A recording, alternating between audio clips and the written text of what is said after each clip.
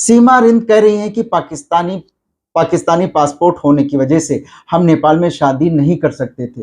तो ये कैसे उन्होंने सोच लिया कि Pakistani Aadhaar card, Pakistani SIM, Pakistani mobile, Pakistani passport, चार चार पाकिस्तानी बच्चों के साथ वो हिंदुस्तान के कोर्ट में जाएगी और वकील से कहेगी और वो शादी करवा देगा। यह सीमा रिंद की चाल भी हो सकती है या किसी योजना का शातिराना हिस्सा भी हो सकती है। आप देख रहे हैं हेडलाइंस 24 प्राइम न्यूज रूम में, मैं आपके साथ जफर हसन सिद्दीकी। सीमा हैदर असल में सीमा हैदर नहीं बल्कि सीमा रिंद है और रिंद पाकिस्तान के बलूचिस्तान का एक कबीला है। पाकिस्तान में रिंद हिंदू भी होते हैं और मुसलमान भी, जैसे हिंदुस्तान में बहुत से लोग चौधरी हिंदू भी होते हैं और मुसलमान भी होते हैं। अब सीमा रिंद को ये बताना चाहिए कि गुलाम हैदर से शादी से पहले वो मुसलमान थी या कोई और धर्म की। अगर वो 5वीं तक पढ़ी है तो स्कूल के रिकॉर्ड में नाम के आगे धर्म जरूर लिखा होगा, ये देखना जरूरी है। और पाकिस्तान में रिंद कबीले और गुलाम हैदर के कबीले में शादियां नहीं होती हैं, आखिर क्यों? और इसीलिए दोनों के खानदान के लोग आपस में शादी के लिए तैयार नहीं थे, शायद दोनों के धर्म अलग हों। और अगर सीमा रिंद सीमा हैदर लिख रही है तो इस्लाम में कोई ऐसी परंपरा नहीं है कि शादी के बाद लड़कियां अपने पति का सरनेम लगाएं। वजह यह भी हो सकती है कि पहले सीमा रिंद थी, फिर सीमा हैदर हुई और अब वो अपने आप को ठाकुराइन कह रही हैं। तो आखिर कितनी बार नाम कागजों में बदला जाएगा? सीमा ने एफिडेविट में अपने माँ बाप को लालची लिखा है, बाकायदा एफिडेविट दिया है शादी से पहले, उसमें उन्होंने लिखा है कि हमारे माँ बाप लालची हैं।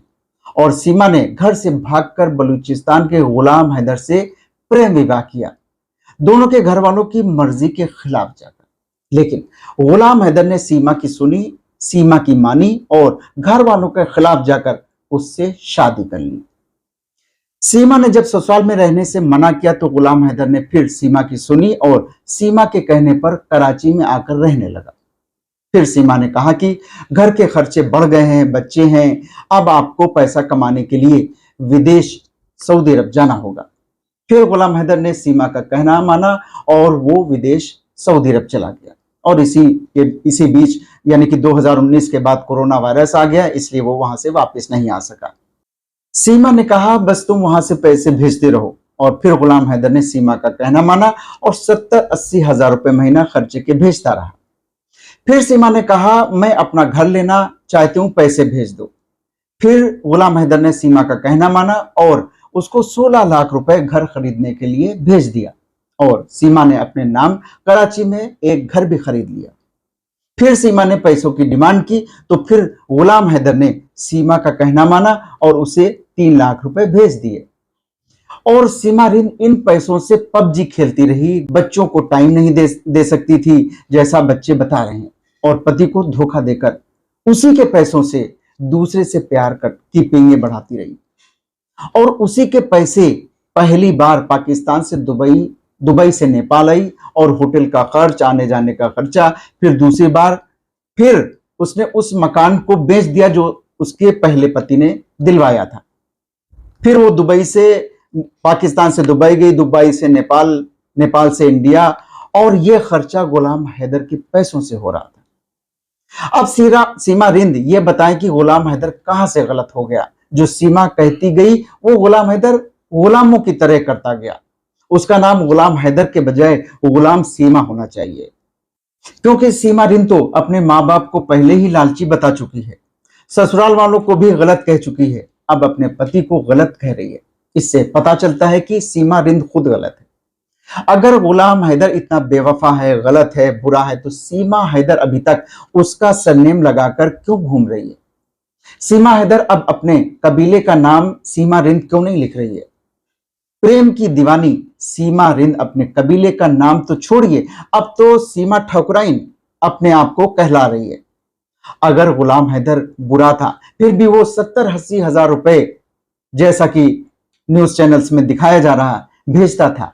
अब इनका घर 13,000 रुपए में कैसे चलेगा? और अब तो 5 लोग हैं जो कि फैमिली मेंबर्स हो गए हैं। कुछ जगह तो उसकी तनख्वाह 8,000 ही बताई जा रही है। अब आप खुद सोच सकते हैं कि एक परचून की दुकान पर काम करने वाले को कितनी तनख्वाह मिल सकती है। जो 70-75 हजार रुपए महीना देने वाले पति को बुरा कह रही हो, तो फिर 13 हजार पति का क्या हाल करने वाली है।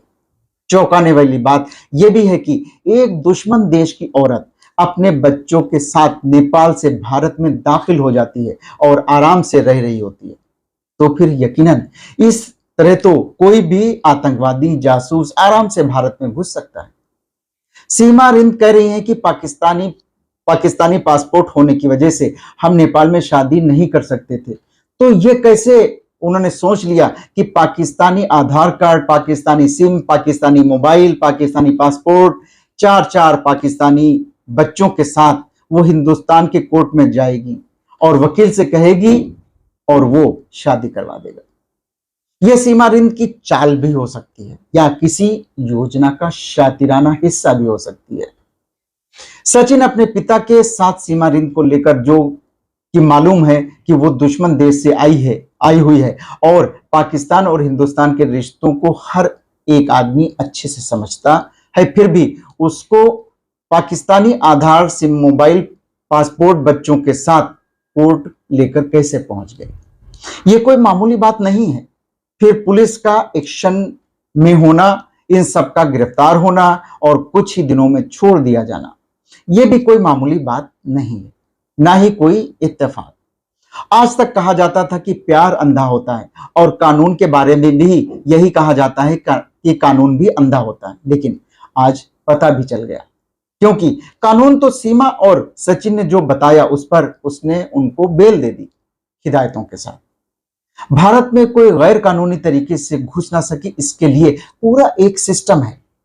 आखिर सीमा रिंद ने बिना किसी की मदद के अभेद किले को कैसे भेद दिया, इसके लिए कौन लोग जिम्मेदार हैं, आखिर उन पर कार्रवाई क्यों नहीं हुई, ये अपने आप में एक बहुत बड़ा सवाल है।